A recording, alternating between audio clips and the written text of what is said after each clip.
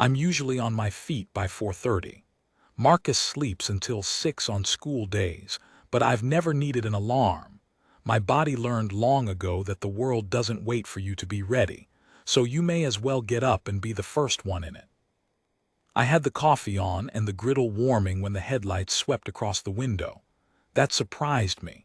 We sit on a 2-lane stretch of highway between Grover's Mill and nowhere in particular, and 7 o'clock on a Tuesday morning is already early for most of my regulars. 4:50 was something else entirely. She knocked even though the sign in the window said open. I noticed that first. Whatever she was, she had manners. I let her in and poured a cup without asking.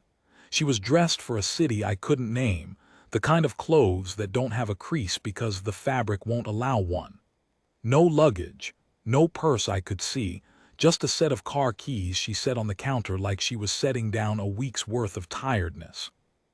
"Passing through?" I asked. "Stopping," she said. She drank the coffee black and didn't say much else.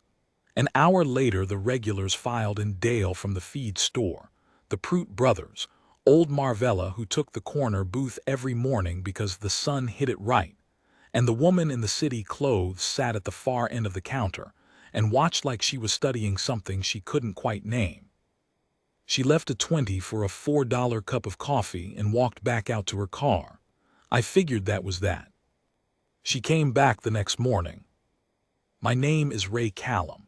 I've run Grover's Mill Diner for going on 11 years. Before that, I was a lot of things, most of them I don't talk about before noon. After my wife, Delia, passed, Marcus and I moved out here to be close to her mother, and the diner came with the property. I didn't plan to keep it open. I did anyway because Marcus needed a reason to get up in the morning, and so did I, and it turned out the same thing that saved him also saved me.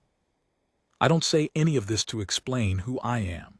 I say it because you can't understand what happened that autumn without knowing that I recognized something in that woman the moment she walked in. That hollow, careful look. The way she held herself like she was bracing against a wind nobody else could feel. I had worn that look for the better part of a year once. I knew what it cost to carry it. On the third morning she asked if she could sit in the kitchen while I prepped. I told her the health department might have something to say about that. She said she used to cook with her father and her hands needed something to do. I handed her a knife and a bag of onions and she didn't say another word for 40 minutes, just worked. Clean cuts, steady pace. Whatever she'd been before, she hadn't been idle. Her name was Caroline Marsh. I didn't know who that was when she told me, and she seemed to appreciate it. She said she owned a company. I asked what kind. She said infrastructure, bridges, roads, utility systems. I nodded and said that was important work, and she looked at me like that was the first honest thing anyone had said to her in a long time. She was staying at her father's old lake house, 10 minutes up the road. He had passed 8 months earlier, heart, sudden, no warning. She'd gone straight from his funeral back to the office, her board expecting it, and had run on empty ever since until her doctor used a word she didn't like and her COO used a word she liked even less. And here she was, on leave she hadn't chosen, in a house full of her father's things, unsure what she was doing and unwilling to admit it. She told me most of that on the 4th morning. I didn't ask, but I've found that people tell you things when you give them enough quiet and a useful task for their hands. Marcus came in that Saturday for the breakfast rush. He's 16 and already good, better than I was at his age in the kitchen, though I'd never tell him that where he could hear it. He sized her up the way teenagers do, with that cool, unhurried appraisal, and then went straight to work without a word. By mid-morning she was helping him restock the pie case, and he was showing her how to layer the meringue without it weeping, and they were talking the way people talk when neither one has anything to prove. I caught pieces of it from the grill. He was telling her about the bread pudding his grandmother used to make, how the secret was day-old brioche and patience, how she'd always said the best cooking was just paying attention.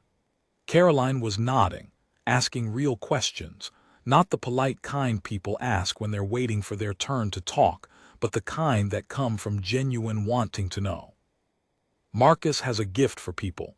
He always has, and he brings out honesty in them the same way I used to bring it out in opponents, by being so plainly steady himself that there's no reason left to pretend. I watched that from the grill and felt something I hadn't felt in a while, something close to hope on someone else's behalf. She came every morning for 3 weeks. She helped with prep, took over a section of the lunch counter some days when we were short-handed, and never once made me feel like she was doing me a favor. Marvella adopted her the way Marvella adopts everyone, and the Prout brothers argued with her about concrete curring times with the cheerful stubbornness they brought to every topic. And somewhere in that mess of ordinary days, Caroline Marsh started to look like a person again, instead of a woman bracing against the wind. I didn't give her advice. I've learned that advice is mostly what people reach for when they can't stand the silence, and the silence is usually where the real work happens. I just made sure the coffee was hot and the knife was sharp, and the morning was worth showing up for. One afternoon, a Thursday, she came in early and found me in the back room doing inventory. The room doubles as a storage space and a kind of holding area for things I can't quite bring myself to throw away. She was looking for a roll of aluminum foil, and she went quiet when she found the shelf. The belt was on the top shelf in a clear plastic case, next to Delia's bread pans and a box of Marcus's old schoolwork. It's not large, as these things go, regional, not national, but it's mine, and it's real, and the gold plate across the front is still bright even after 30 years. I heard her stop. I came around the shelving unit, and she was looking at it with that careful expression she had, the one that meant she was thinking hard. "Regional welterweight champion," she said. "1987 and 1988.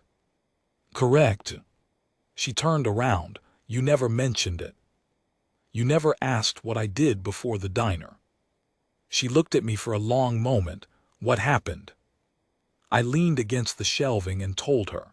Not the version I tell people at the counter when they want a story, the real one. The second titled defense. A March night in Nashville, a man named Cordell Bright, who hit harder than anyone I had faced and twice in the 4th round, caught my right hand wrong against the ropes. 2 bones in the hand, 1 in the wrist. The doctors were careful with their words, the way doctors get when they already know the answer but want you to arrive at it yourself. I didn't fight again after that. I was 31 years old. I told her about the year that followed. I won't dress it up. I was not good to be around.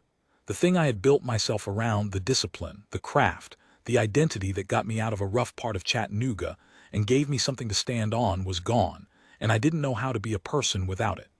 Delia was patient with me in ways I didn't deserve. Marcus was 4 years old and needed a father who was present, and most days I was somewhere else entirely, even when I was in the room. I told her about the morning I finally got up earlier than I had any reason to, not because I'd made a decision, but because I was tired of being a man who stayed in bed. I made Delia breakfast. The next morning I did it again.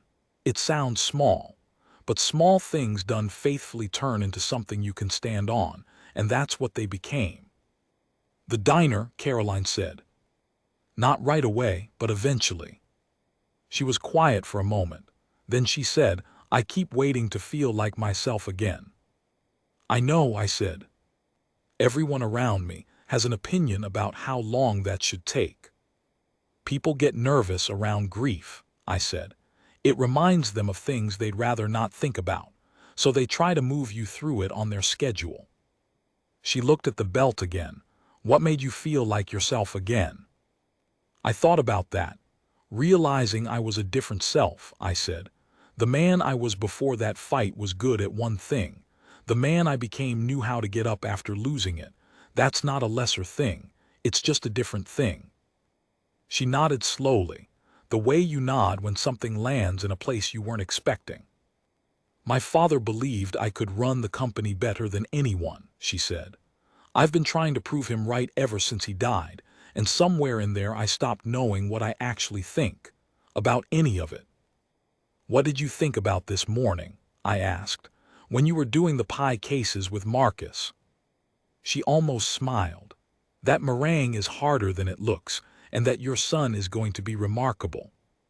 "He is," I said. "He came by it the hard way, like most remarkable things." She put her hand briefly on the edge of the shelf, not quite touching the case, and then we went back to work. She stayed 2 more weeks. The mornings had changed by then. She moved through the kitchen with the ease of someone who belonged there, anticipating the rhythm, knowing where things were, calling out the order tickets in a voice that had lost its careful armor. Marvella told her one morning that she had good hands for this work, and Caroline said that was the nicest thing anyone had said about her in months, and Marvella said she meant it as the high compliment it was.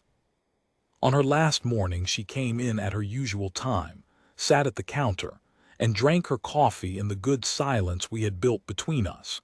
Marcus had made a batch of his grandmother's biscuits and set one in front of her without being asked. "I'm going back Monday," she said. "Good," I said. "I don't know what I'm going to say to the board." "You'll know when you're in the room," I said. "You've always known. You just needed a little distance to remember that you're the one who gets to decide what it looks like from here." She looked at her coffee. "My father would have liked you." "Tell me about him sometime," I said. "There's no rush." She left after the lunch rush, and I watched her car pull out of the lot and disappear around the bend. And the afternoon went on the way afternoons do. The Prout brothers arguing, the coffee refilling itself, Marcus wiping down the counter with the same steady, unhurried care he brings to everything. 6 weeks later a letter arrived at the diner.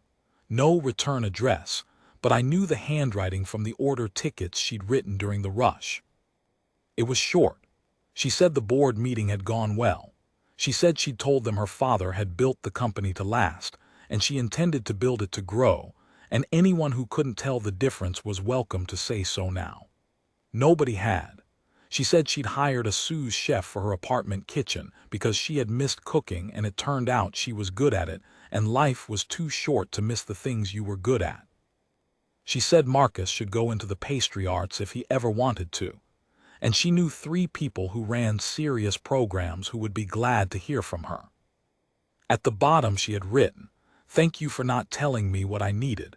You just made sure the morning was worth showing up for." Marcus read it over my shoulder. He was quiet for a moment, the way he gets when something matters. "She's going to be okay," he said. "She was always going to be okay," I said. "She just needed a little time to remember it." He folded the letter carefully and set it on the shelf beside his grandmother's bread pans. I turned back to the grill. The coffee was hot, the morning light was coming in at the angle I liked, and outside on the 2-lane highway the world was moving at its usual pace, steady, unhurried, worth being part of. Some people find their way back in a ring. Some find it in a boardroom. Some find it in a roadside diner at 4:50 in the morning, sitting at a counter where nobody knows their name, and nobody needs them to be anything other than a person who showed up. I've been all 3 of those people in my life. The last one suits me best.